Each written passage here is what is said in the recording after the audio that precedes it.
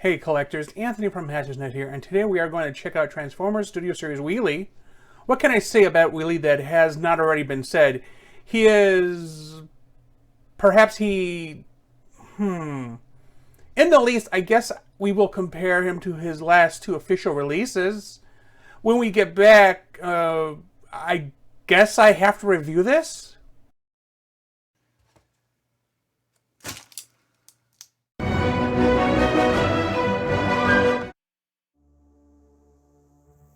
In front of you is Transformers Studio Series Transformers the Movie 1986 Autobot Wheelie. And I'm sorry that I have to put you through this for the next few minutes, but here we are. So, I guess because enough people complain because of this guy, Hasbro decided that we needed this guy. And, I mean, compared to his most recent full connotation version, or whatever you want to call it, I don't know. What does that say about Legends versus Core Class, though? Look at the difference. But as you see sitting on top of Grimlock here is this guy, who has no transformation, is purely a piece of something. Can he even stand up? Can I force him to stand up? Oh wow, I got him to stand up. So this is the Studio Series one that came with Grimlock, this is the new one, and this is the Titans Return version. And I paid maybe $10 for this guy, I think closer to $9. This guy, $12. This guy came with Grimlock. Does he even have a value? It probably is less than $10 of value, even if you consider Grimlock as a whole. Go watch my Grimlock review where I complain.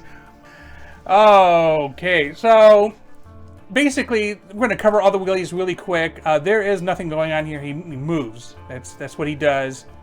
And I like to pose him like he's like Yamcha in the hole after the Cyberman exploded. So, you know, however way I can get him to do that. Trying to remember the pose exactly, but you know, whatever. We're just going to stick him there.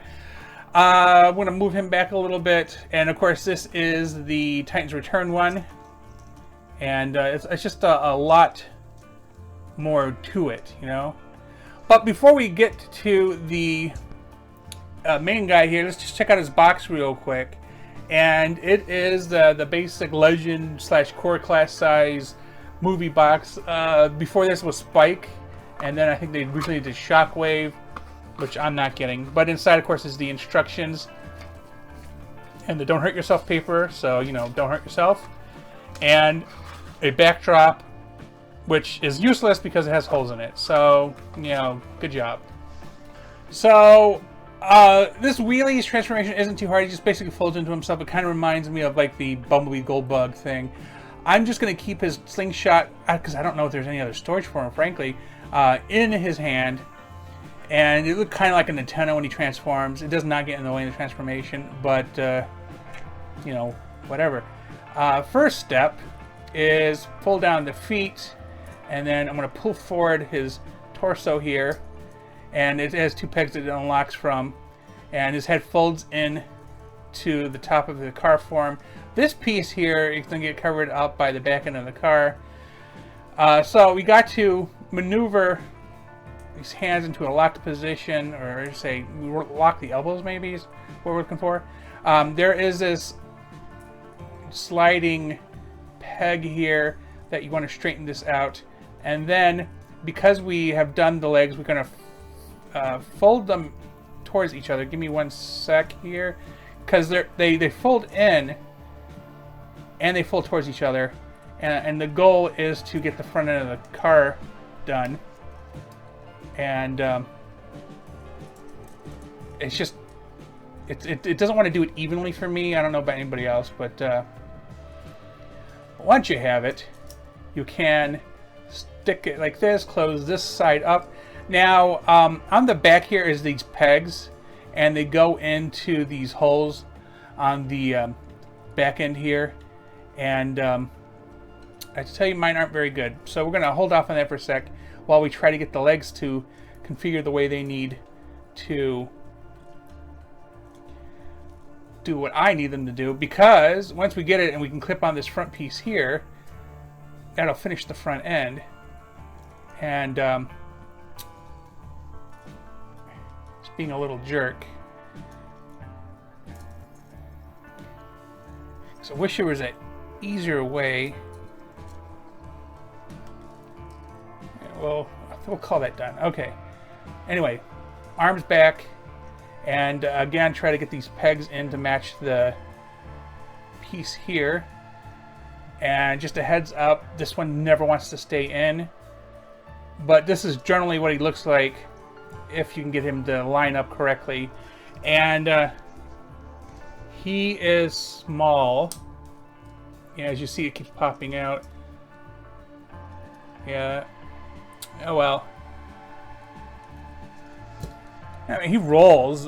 Not great, because he's not perfectly even, and these pegs aren't helping at all. But I mean, he's wheelie. I don't know. Is he too small to be with Grimlock in this form? Is this scale? I need somebody like Gopbot or Lazy Eyebrow to tell me, is this in scale? I don't know. Was it created to be in scale? Anyway, when we get back, we're going to compare him to his Titans Return version. So here he is, the Studio Series version and the Titans Return version, and you can clearly see the size difference. So many videos where I've compared vehicle forms and figures and just noticing the differences in, just simple years apart, let alone decades. Man, is he downsized. I mean, maybe he looks more accurate than he does. I don't know. I feel like it's kind of a wash on both counts, but I mean, because this guy, once he's together, he's pretty good. He rolls nicely. It's very smooth. But the Studio Series one is, he doesn't seem to get it all together where he needs to, and you're kind of hoping that everything angles correctly and maybe even pegs in correctly, but not the case on my copy. But I mean, it's a wheelie in the modern era, I guess. I went into this review expecting nothing, and I leave it feeling the same. Wheelie is wheelie. Sure, this version can convert into his vehicle mode, but I have to ask why Hasbro could not have included this figure with Grimlock instead of what we got. Oh yeah, money. With that said, tell me in the comments your thoughts on this action figure. Did you get it, and how was your experience with it? Thanks for watching, and please remember to like and subscribe.